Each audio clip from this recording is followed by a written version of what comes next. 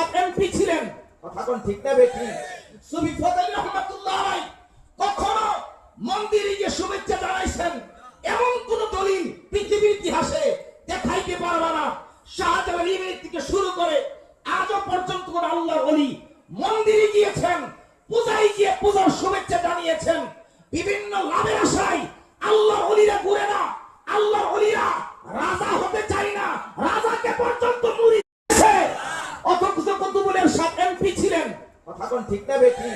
সুফি ফজল রহমাতুল্লাহ আলাইহি কখনো মন্দিরে গিয়ে শুভেচ্ছা জানাইছেন এমন কোন দলিল পৃথিবীর ইতিহাসে দেখাইতে পারবে না।